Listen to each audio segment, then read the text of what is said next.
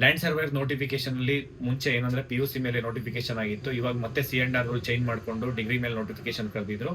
ಅದರಲ್ಲಿ ಕೆಲವೊಂದು ಡಿಗ್ರಿ ಅಂದ್ರೆ ಮೆಕ್ಯಾನಿಕಲ್ ಇರ್ಬೋದು, ತ್ರಿಬಲ್ ಇರ್ಬೋದು, ಅವಕಾಶ ವಂಚಿತರಾಗಿದ್ರು.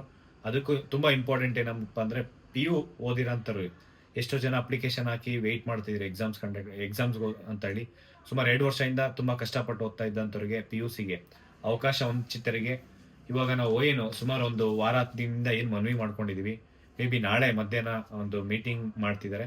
ಅದು ಮೀಟಿಂಗ್ ಆದ್ಮೇಲೆ ನಾನು 100% ನಿಮಗೆ ತಿಳಿಸ್ತೀನಿ. ಯಾಕೆ ಅಂತಂದ್ರೆ ಇದು PUCಗೆ ಮತ್ತೆ ಇನ್ನು ಅದರ್ಸ್ ಯಾರ್ಯಾರು ಇದ್ದಾರೆ ಡಿಗ್ರಿ ಮೆಕ್ಯಾನಿಕಲ್, ತ್ರಿಬಲ್ ಎಲ್ಲರಿಗೂ ಅವಕಾಶ ಮಾತ್ರ ಯಾವುದೇ ಕಾರಣಕ್ಕೂ ಕೊಡ್ದಿರ ನೀವು ಎಕ್ಸಾಮ್ಸ್ ಕಂಡಕ್ಟ್ ಮಾಡ್ಬಾರ್ದು. ಅವಕಾಶ ಕೊಡಿ ಅಂತ ಹೇಳ್ಬಿಟ್ಟು ಮನವಿ ಮಾಡ್ಕೊಂಡಿದ್ವಿ.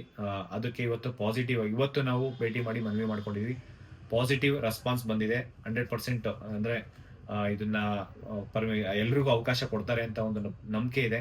ಸಪೋಸ್ ಕೊಟ್ಟಿಲ್ಲ ಅಂತಂದ್ರೆ ಯಾವುದೇ ಕಾರಣಕ್ಕೂ ಬಿಡಲ್ಲ. ಸ್ಟೂಡೆಂಟ್ಸ್ಗೆ ಅನುಕೂಲ ಆಗೋ ರೀತಿ ಡಿಪಾರ್ಟ್ಮೆಂಟ್ ಇರ್ಬೋದು, ಸರ್ಕಾರ ಆಗಿರ್ಬೋದು ನಡ್ಕೊಬೇಕು. ಯಾಕೆಂದ್ರೆ ಅವಕಾಶ ಕೊಟ್ಟು ಕಿತ್ಕೊಳೋದು, ಯಾಕೆಂದ್ರೆ ಅವರಿಗೆ ಯಾವುದೇ ರೀತಿ ರೈಟ್ಸ್ ಇಲ್ಲ.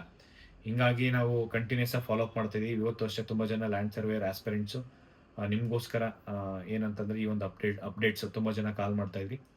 ಎಲ್ರಿಗೂ ಒಳ್ಳೇದಾಗ್ಲಿ. Thank you so much.